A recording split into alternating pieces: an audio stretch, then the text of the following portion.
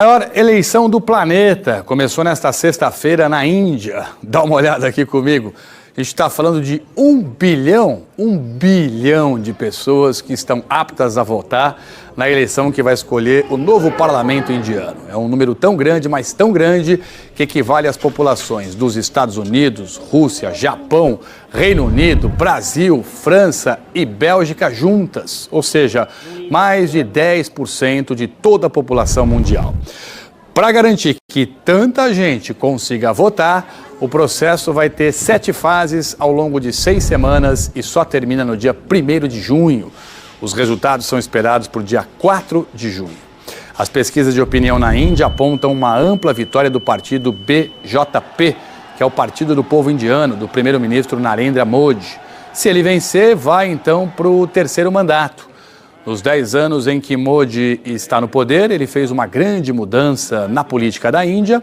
A Índia era um país secular, com essa garantia na Constituição e proteção a todas as diversas religiões. Mas Narendra Modi, ele tem uma agenda nacionalista hindu que privilegia essa parcela da população em relação às outras minorias, especialmente os muçulmanos. Polícia de São Paulo prendeu um segundo suspeito de ter matado uma jovem de 21 anos. Para a polícia, ela foi vítima de... Maicon Douglas da Silva foi preso no fim da tarde de ontem. Ele estava em casa, perto de onde o crime aconteceu. Segundo o Departamento de Homicídios de São Paulo, ele é suspeito de ter Daniele de Miranda Alves. O crime foi no último sábado, nesta avenida da Zona Sul de São Paulo. Estas imagens mostram Daniele e uma amiga em frente a um bar com um grupo de pessoas, pouco antes do crime. Ela parece discutir com um rapaz e dá um tapa nele. Começa uma troca de agressões.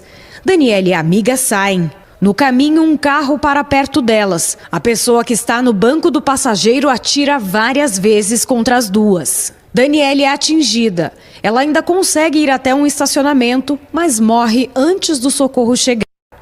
Para a polícia, Maicon Douglas da Silva é este homem que aparece agredindo as duas mulheres. Logo após o crime, os policiais prenderam Breno Fernandes Silva. Segundo a polícia, era ele que estava dirigindo o carro de onde partiram os tiros. Já Maicon é suspeito de ter disparado várias vezes contra Daniele e a amiga. Para a delegada Ivalda Aleixo, que investiga o caso, Daniele foi vítima de transfobia. Pelo que nós apuramos, tem essa discussão, essa briga, é quando ela diz que ela é uma mulher transexual. E aí é que ele, então, sai do carro, tem agressões, discussões. Até aquele momento estava tudo bem. Então, quando ela fala, eu sou uma mulher... Então, a solução que ele entendeu, ou que eles entenderam, é que tinha que matá-las. A mãe de Daniele disse que espera que os culpados sejam responsabilizados pelo crime. Que a justiça, entendeu, faça a condenação desses responsáveis, desses monstros, entendeu? Ela era a razão do meu viver, ela era o amor da minha vida. Agora eu não sei nem o que eu faço mais sem a minha filha. Nossos sentimentos aí para a senhora, viu?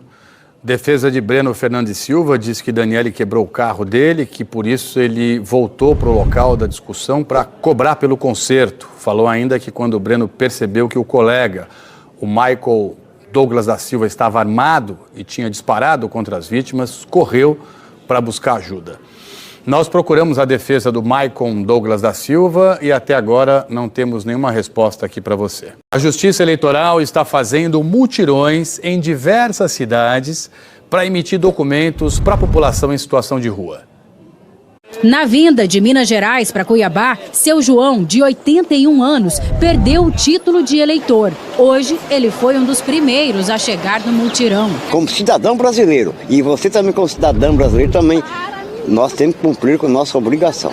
Também foi a consciência sobre a importância de votar que trouxe Robson aqui.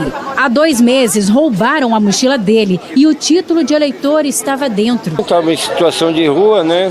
Procurei aqui na Alencastro, em frente do batalhão, para ser o lugar mais seguro para dormir. Só que a gente dorme, né? Quando acordei, cadê a mochila com todos os meus documentos? Cuiabá tem cerca de 1.000 pessoas em situação de rua, segundo um levantamento do município.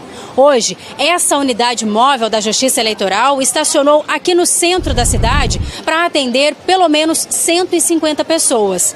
Para facilitar mais, equipes circularam por pontos de concentração dessa população e trouxeram até aqui quem precisa do documento. Ela não tem um despertador para acordar, para vir. Elas também não têm muito acesso a ônibus, passe de ônibus e tal. Então tem que fazer uma ação conjunta para que eles possam ter o tempo deles de acordar, de se organizarem para virem para cá. O projeto Mutirão Pop Rua Ajude surgiu a partir de uma resolução do Conselho Nacional de Justiça de 2021. Aqui em Cuiabá é realizado pela primeira vez. Para fazer o título de eleitor é preciso ter algum documento de identificação. Quem não tinha também pôde fazer certidão de nascimento. O mutirão ofereceu café da manhã, a oportunidade de tomar banho e de receber roupas. Essa ação acontece em outros pontos do país. Em Teresina, também teve acolhimento, atendimento da Previdência Social e outros documentos junto com a Justiça Eleitoral, para cerca de 100 pessoas em situação de rua. Fiquei desempregada, aconteceu algumas coisas. Aí acabei parando na rua. Assim, a gente nunca escolhe, é uma coisa que meio que acontece. O seu João, que queria tanto o título de eleitor, conseguiu. Já está prontinho para votar. Eu estou com 2 anos sem voto. Agora posso votar. Que maravilha, seu João, parabéns. E você vê a importância, né? Esses mutirões, eles têm que se multiplicar, têm que serem replicados aí Brasil afora, especialmente porque você tem observado aqui no JH, população de rua, infelizmente, em todo o país tem aumentado. Eu já fiz muita reportagem nas ruas de São Paulo e as pessoas perdem os documentos, são furtadas, roubadas e junto vai a dignidade embora. Então você favorecer, permitir, ajudar essas pessoas a conseguirem tirar documentos de novo, já é um resgate da dignidade, já é um comecinho, né, para que a pessoa volte a ser inserida de alguma forma na sociedade. E é claro, a gente tem que ter muito mais política pública para retirar essas pessoas da situação de rua, tentar reencontrar a família, dar um lar, um emprego, para a gente diminuir esse drama que infelizmente atinge o Brasil em cheio. Entra por livre e espontânea vontade numa fria, Jaqueline Brasil. Estão pedindo neve já. Polícia Federal fez uma operação para combater o garimpo ilegal na Amazônia. Você acompanha aqui comigo que 8 dragas e balsas foram destruídas, tudo avaliado aí em R$2 milhões. Essa ação se concentrou no Rio Madeira, em 2 regiões de Rondônia, em Nova Mamoré, na fronteira com a Bolívia e também em Porto Velho. A Polícia Federal contou com o apoio do IBAMA, do Exército Brasileiro, do batalhão também da Polícia de Fronteira de Rondônia. Você vê que são áreas de difícil acesso, exigem aí, portanto, uma força-tarefa, uma ação coordenada para enfrentar esse crime que infelizmente vem aumentando, né? Especialmente nessa questão da destruição do meio ambiente. Em Goiás, um centro cirúrgico construído com dinheiro de multas de crimes ambientais, multas aplicadas pelo IBAMA, vai atender, olha que bacana, animais silvestres de todo o país. Um centro cirúrgico novinho, com respiradores, monitores cardíacos e equipamentos de emergência. E todo ele montado dentro do CETAS, o Centro de Triagem de Animais Silvestres do IBAMA de Goiânia. Nós estamos aqui no melhor centro de triagem de animais selvagens do Brasil. E é um CETAS que tem o seu próprio centro cirúrgico. Isso é muito importante. Estes equipamentos custaram cerca de R$600 mil e foram adquiridos através de um projeto de conversão de multa.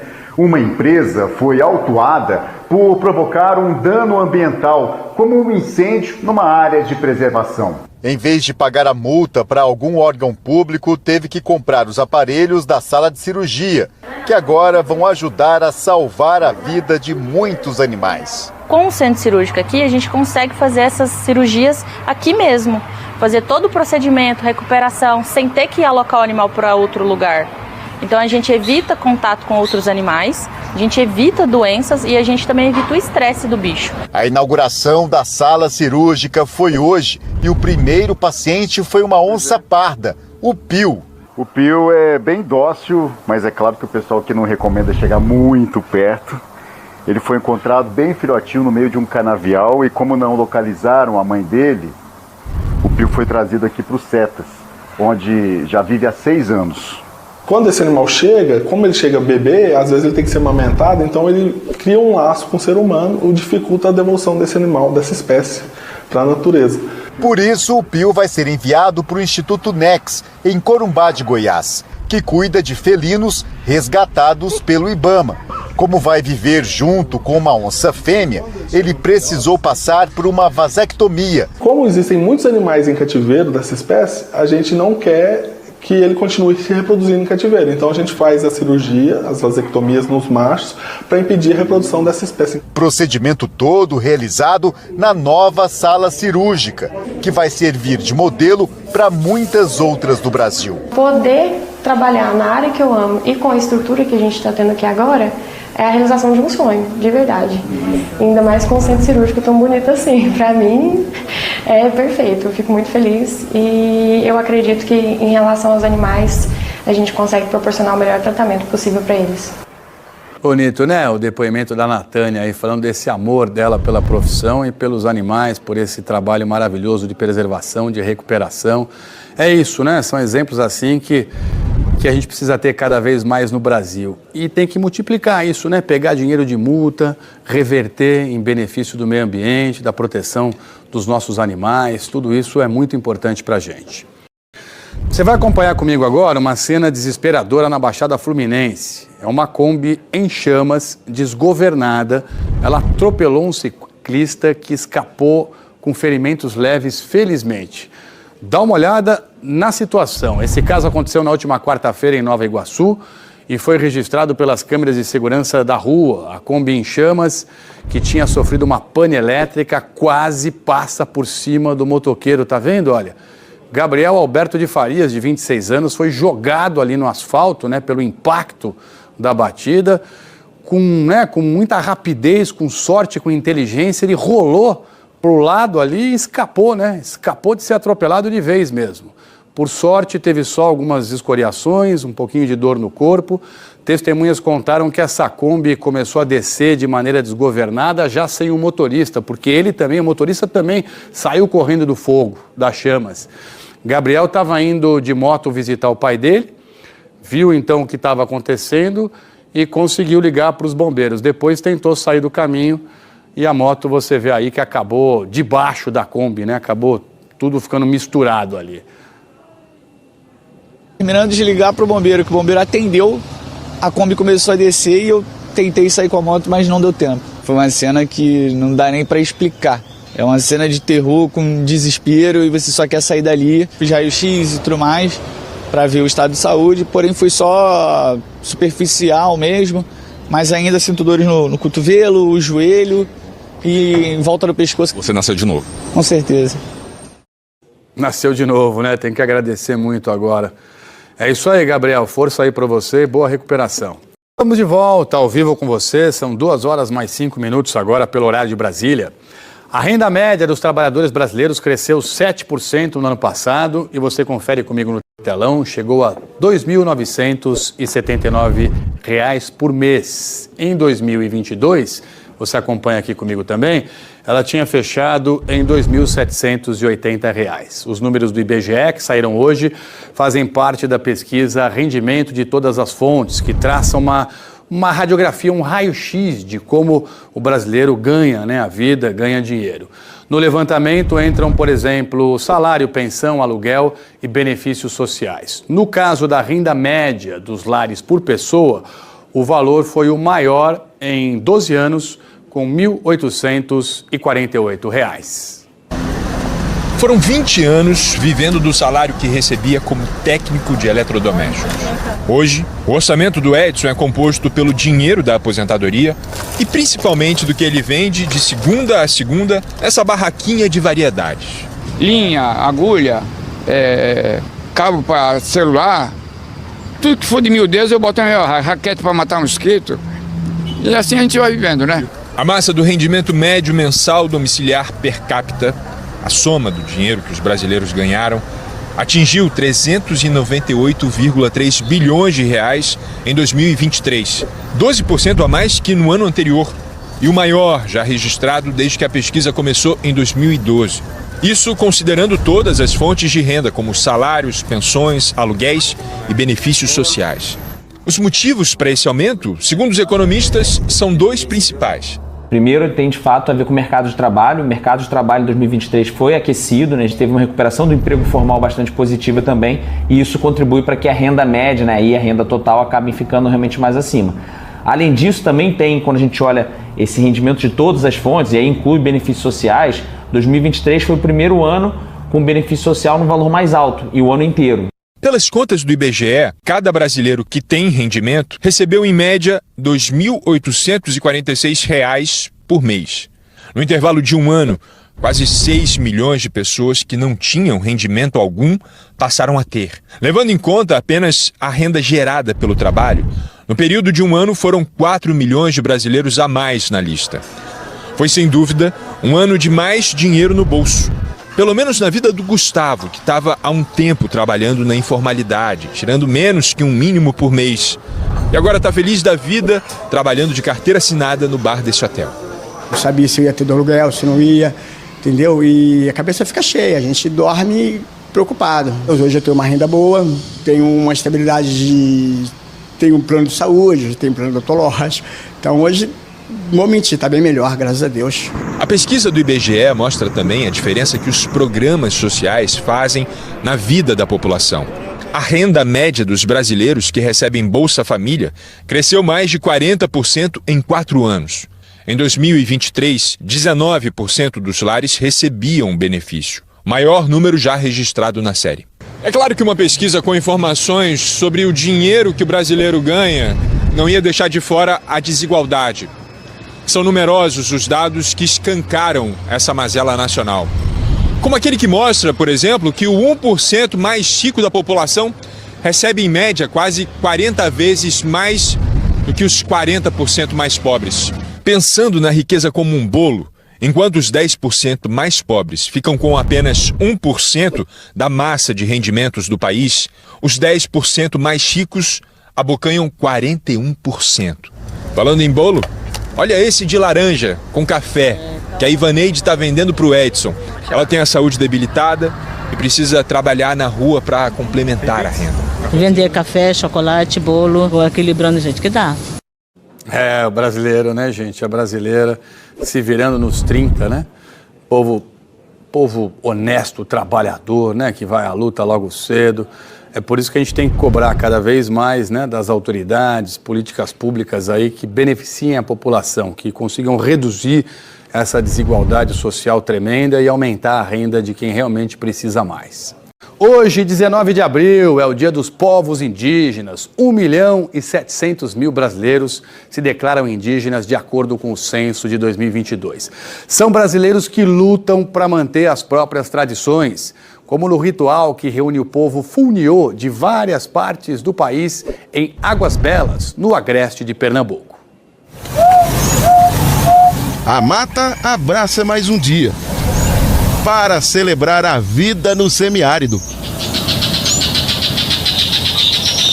Momento de contemplar e se conectar com tudo em volta, o que ocorre há séculos por aqui.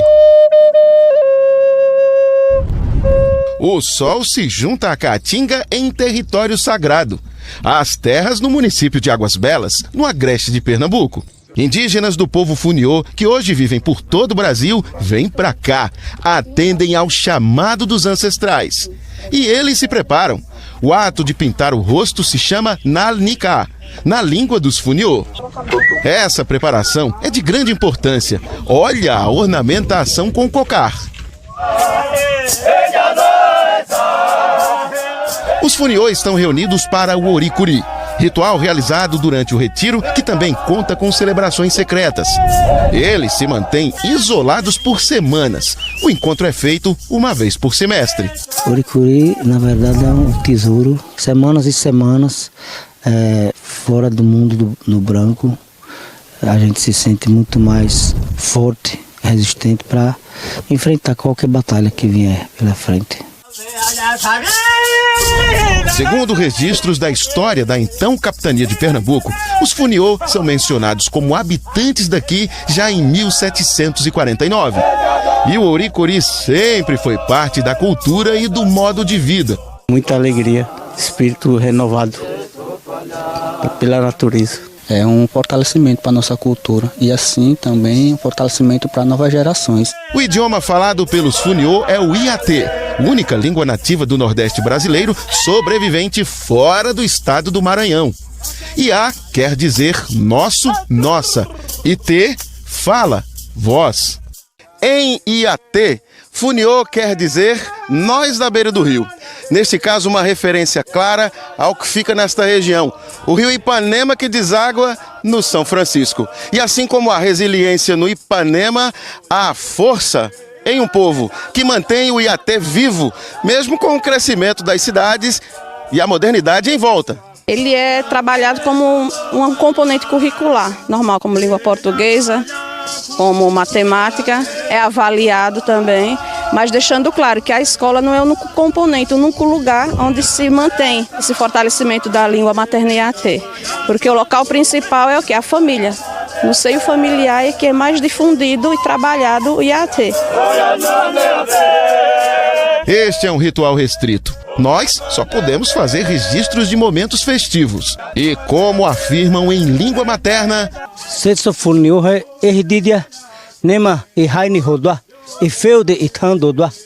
Funiô é povo forte, povo que resiste ao tempo.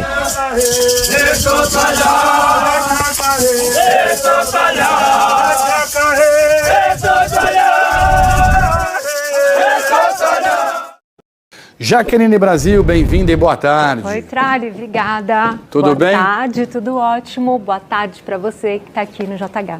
Jaque, destaque para essa tarde de sexta-feira, por favor. Trali, eu vou começar pela chuva, porque pode chover forte em cidades do norte e do nordeste.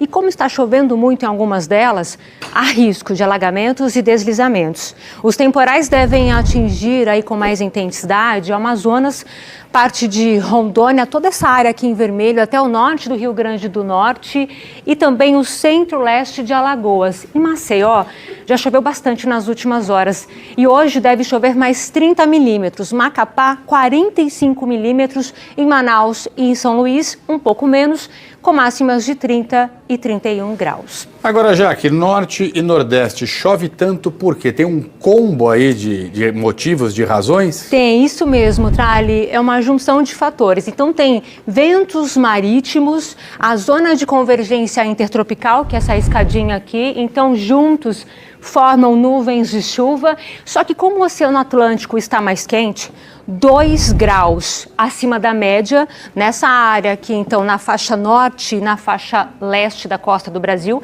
esse calor extra contribui para potencializar os temporais. E de uma forma geral, a chuva hoje deve se espalhar por todo o centro-norte, pegando também Minas Gerais, Espírito Santo, Mato Grosso. Do sul de Mato Grosso até o Rio Grande do Sul, o tempo fica firme. Em relação às temperaturas, para as mais altas primeiro, Cuiabá, então, e Porto Velho com 32 graus e Palmas e Recife com 31.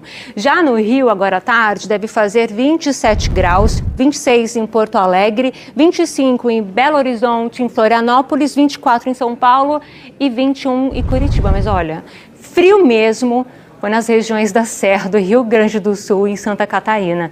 Teve geada e temperatura perto de 0 grau hoje. Com a chegada do frio, é hora de mudar o figurino. Então agora aproveitei para tirar o casaco do armário. Já começou agora de manhã esfriar toda semana, então já estou preparada para o frio. É difícil levantar de manhã cedo. Horrível.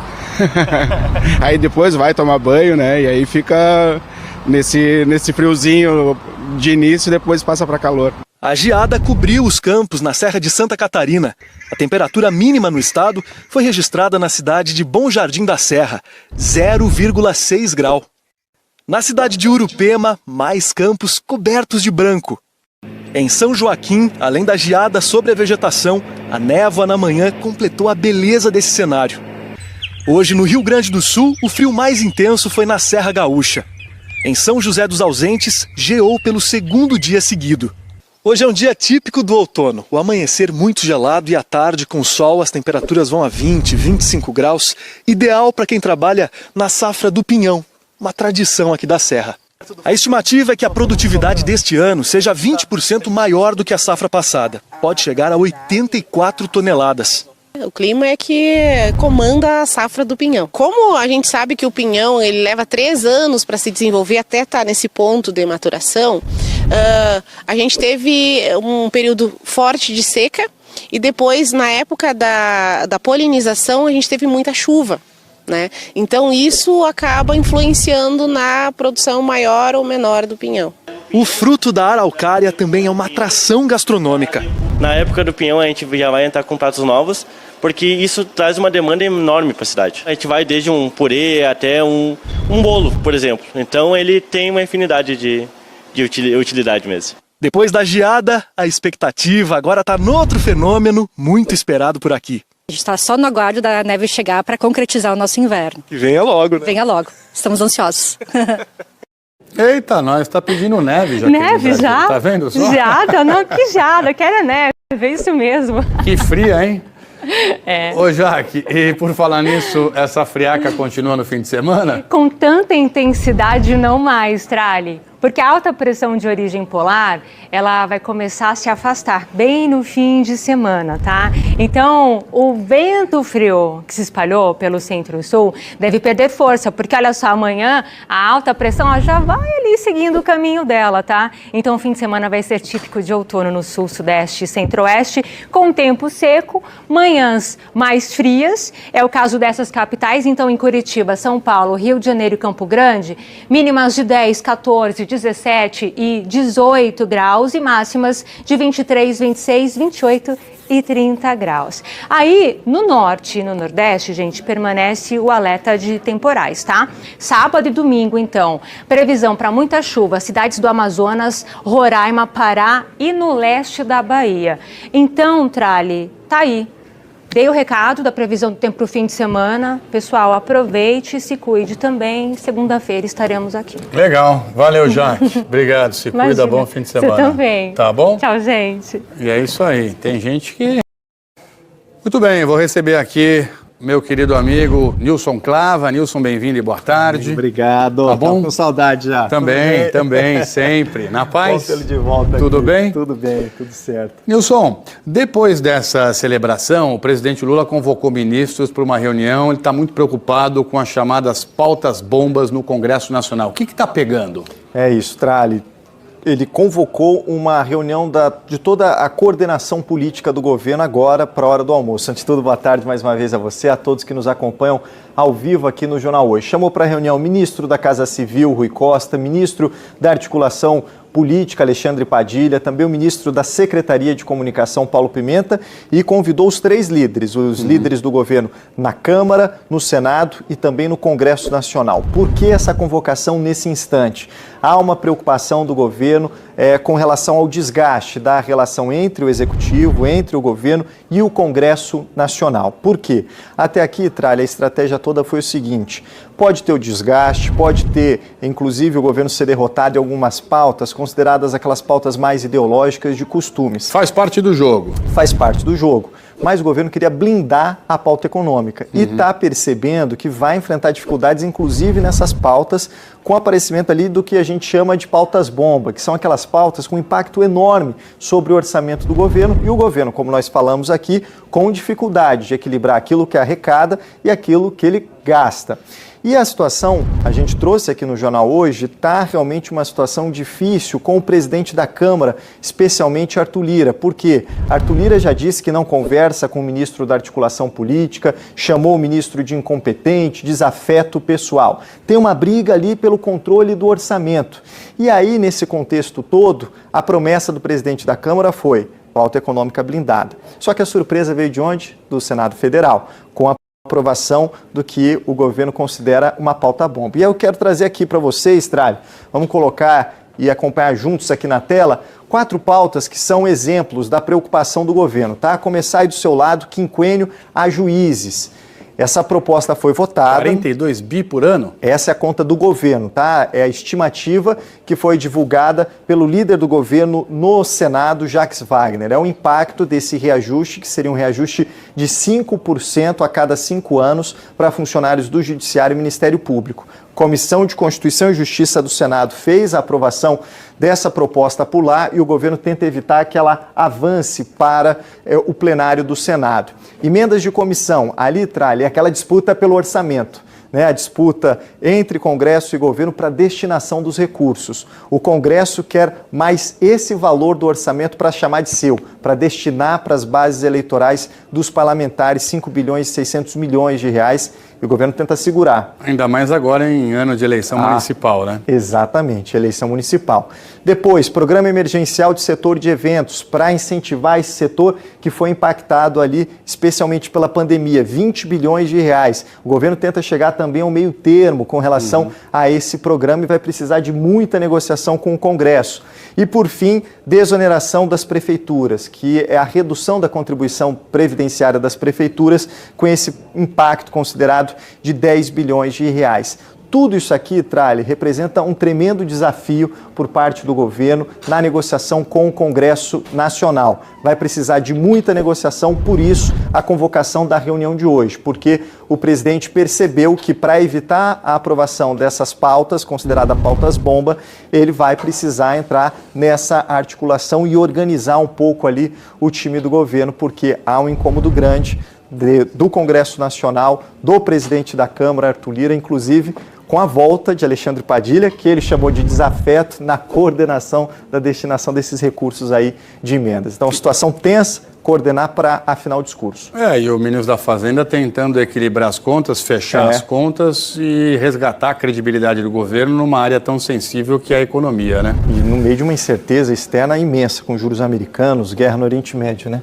Tá bom. Obrigado, Nilson. Obrigado. Ótimo fim de semana, viu? Para nós, para você também. Uma alegria ter você aqui. Sempre, meu amigo. Se cuida. Valeu, um abraço. Obrigado. O governo propôs hoje aos servidores técnico-administrativos das universidades e institutos federais do Brasil dobrar o reajuste de salário para 2025 de 4,5% para 9%.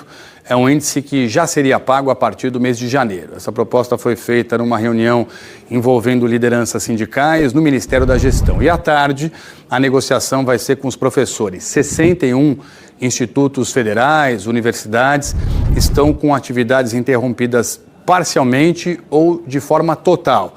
E a Associação Nacional dos Dirigentes das Instituições Federais de Ensino Superior, a Andifes, afirma que essas paralisações são em busca de reestruturação da carreira e também de reajustes de salário. Programação oficial do São João de Caruaru, em Pernambuco, começa hoje. Vão ser 72 dias de festa. E até o fim do mês de junho, 4 milhões de pessoas devem passar pela cidade, o que representa grana, lucro para os comerciantes, mais empregos também para quem vive na região. As camisas já estão prontas, só esperando a festa junina começar.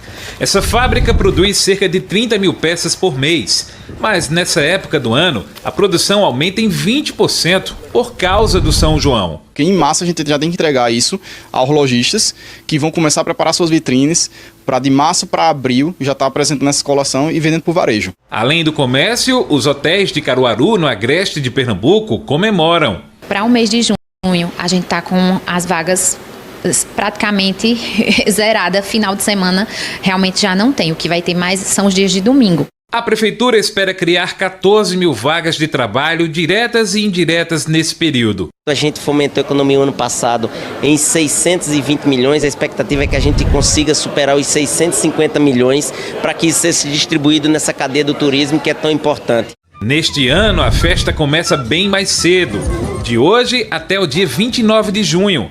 Nesses 72 dias, mais de 4 milhões de pessoas devem visitar o São João de Caruaru, considerado um dos maiores do país. Serão mais de 1.200 atrações que vão desde artistas da cidade até grandes cantores que fazem sucesso em todo o Brasil. Essas apresentações acontecem em 27 polos. Cada um deles fica num canto da cidade e funciona como uma festa diferente. Hoje já tem a tradição do forró pé de serra na zona rural. E a partir do dia 1º de junho, os shows vão reunir milhares de pessoas no pátio de eventos Luiz Gonzaga. A cantora Sâmia Maia se prepara para a apresentação deste ano.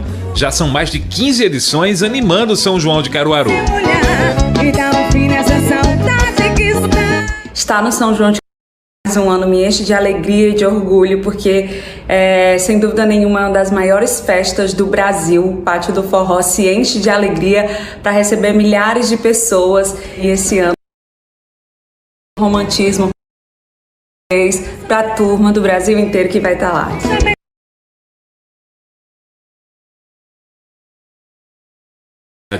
Eu vou dançar muito até os pés fazer calo. Que legal, que animação, que coisa boa, né? E nós vamos viajar hoje com o Globo Repórter. Vamos para cenários do primeiro encontro entre os povos originários e os colonizadores portugueses. Uma aventura histórica por um caminho de praias no sul da Bahia. A costa brasileira que atraiu navegadores europeus e a história que aponta onde exatamente os portugueses desembarcaram pela primeira vez. Os caminhos que nos levam a recantos ainda desertos do litoral sul da Bahia. Descobrimos parte das raízes do samba numa aldeia pataxó.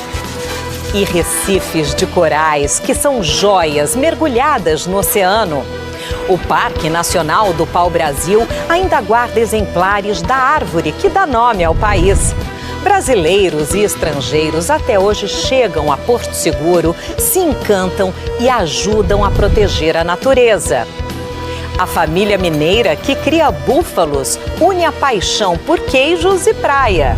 Você tem uma praia com onda, você tem uma praia mais calma. É hoje, logo depois da novela Renascer, no Globo Repórter. Estamos de volta, ao vivo com você, quase 2h30 agora pelo horário de Brasília. Muito obrigado sempre pela sua companhia aqui no JH. A Anvisa está analisando se mantém a proibição ou não da venda de cigarros eletrônicos no Brasil. Uma reunião que começou hoje. A proibição está em vigor desde 2009. A Raquel Honorato, de Brasília, acompanha, portanto, aí esse momento decisivo em relação ao cigarro eletrônico. Raquel, boa tarde e bem-vinda. Era para ter terminado já essa reunião ou não? Como é que tá a análise de tudo isso, por favor?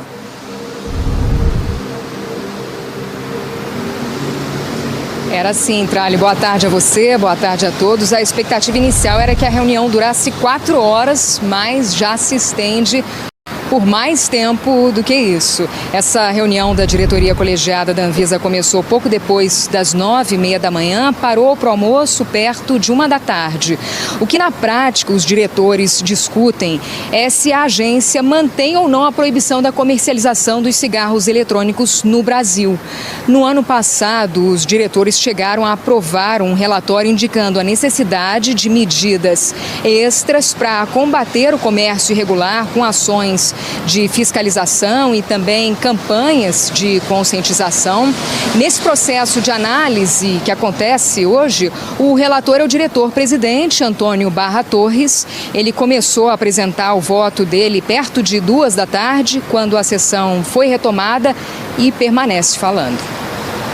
Nas primeiras 3 horas da sessão, foram exibidos vídeos de 80 representantes da sociedade civil.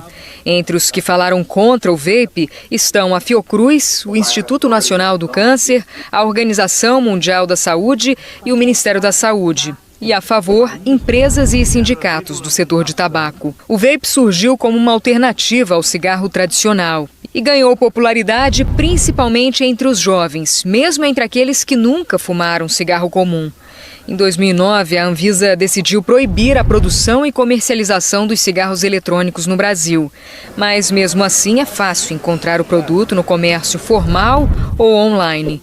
Segundo o IPEC, Instituto de Pesquisas, hoje são quase 3 milhões de usuários no Brasil.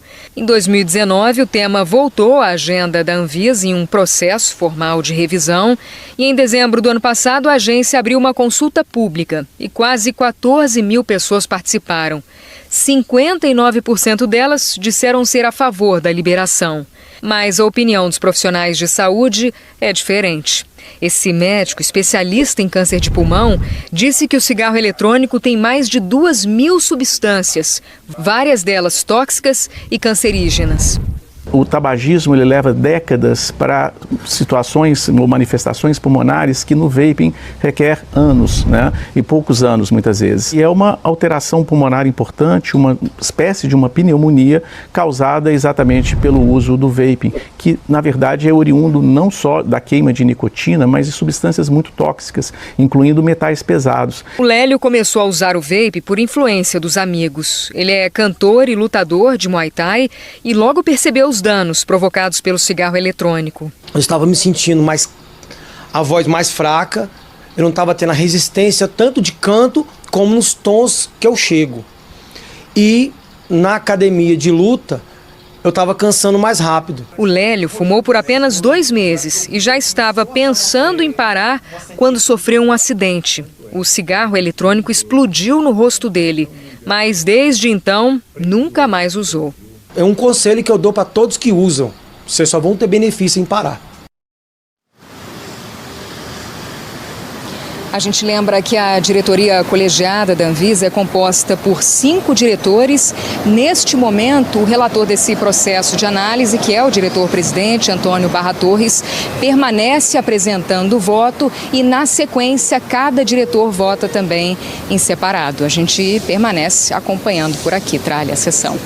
Tá bom, Raquel, se tiver alguma novidade aí, chama a gente de volta. Aqui em São Paulo, essa proibição é balela total, né, gente? Você vai pra rua aqui, vai na frente de bar, de restaurante, tem vendedor com as bandejas gigantes de cigarro eletrônico andando no meio da multidão, na maior tranquilidade, vendendo do jeito que quer e o dia inteiro. Obrigado, Raquel. Boa tarde, um ótimo trabalho para você aí em Brasília. Presidente Lula participou hoje pela manhã da celebração dos 376 anos do Exército. Essa cerimônia aconteceu no Quartel-General em Brasília e o presidente estava acompanhado do ministro da Defesa, José Múcio Monteiro, e participaram também dessa solenidade o ministro da Secretaria de Relações Institucionais, Alexandre Padilha, além de líderes do governo no Congresso. O presidente Lula não falou. E em mensagem lida durante a cerimônia, o comandante do Exército, general Miguel Tomás Paiva, disse que a instituição reafirma compromisso com a democracia no país. No dia de hoje, ao completar 376 anos de glórias, a Força Terrestre reafirma o eterno compromisso com a nação brasileira, em defesa da pátria e dos mais caros ideais democráticos, mesmo com o sacrifício da própria vida. Integramos uma instituição de Estado alicerçada na hierarquia e na disciplina, que se mantém coesa pelo culto a valores imutáveis. Hoje é dia de Santo Expedito, conhecido como o Santo das Causas Justas e Urgentes. E nessa data, a pequena cidade que leva o nome do santo, interior de São Paulo, tem pouco mais de 3 mil habitantes, fica bem movimentada. Já na madrugada, você observa aqui comigo, os fiéis enfrentaram frio, caminharam em direção ao santuário, tem missa o dia inteiro na Igreja Matriz e essa programação religiosa vai até o domingo. E o dia tá lindo lá, né? Olha que maravilha. O Brasil é o homenageado da Feira Internacional do Livro de Bogotá, maior evento cultural da Colômbia. Essa feira deve receber 600 mil pessoas em 2 semanas. E você acompanha agora aqui na reportagem dos nossos enviados especiais, o Pedro Figueiredo e o Hélio Marinho. Uma foto na Mata Atlântica. Uma performance no Pantanal. E uma exposição de fotos no meio da Caatinga. Bem-vindos ao Pavilhão Brasil, na Feira Internacional do Livro de Bogotá, a FILBO. O tema esse ano é Ler a Natureza. O homenageado é o Brasil e os nossos biomas dão nome aos diferentes espaços. Foi na Caatinga que a escritora Luciane Aparecida se formou. Eu acho que a literatura e a natureza, elas se encontram no absurdo da beleza. Ver o nascer do sol pode ser uma coisa magnífica. E ler um poema também. Além de Luciane, outros 25 autores brasileiros vão passar pela feira. Outros marcam presença lembrados e eternizados nas obras vendidas em língua espanhola. A FILBO é o maior evento cultural da Colômbia. São 18 pavilhões voltados para a literatura, por onde são esperadas 600 mil pessoas em 2 semanas. Os quadrinhos brasileiros ganharam uma exposição à parte. Aqui nesse espaço, o público colombiano pode conhecer trechos de livros premiados. São as nossas histórias, a nossa gente e a nossa forma de contar que se tornaram estratégicas para difundir a cultura brasileira pelo mundo. O quadrinho ele tem se mostrado como um potente vetor de demonstração das nossas dificuldades sociais, das nossas fraturas, das nossas contradições, mas também da nossa potência, da nossa beleza, da nossa diversidade. O Santiago se surpreendeu. Não sabia que... Disse que não sabia que os quadrinhos brasileiros eram tão potentes, mas que ficou impressionado com a forma como os autores expressam as histórias de uma maneira tão única. Me parece meio impressionante. Autores como o Jefferson, paulistano da Zona Leste, que registrou e eternizou as histórias da sua ancestralidade nos quadrinhos.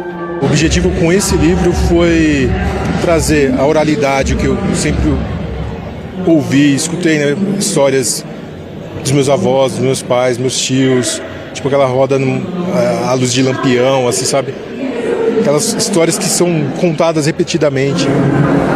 Quem visita o Pavilhão Brasil se surpreende com encontros inesperados, como o abraço entre Pelé e o escritor colombiano Gabriel García Márquez, e a certeza de que a literatura e a natureza têm muito em comum.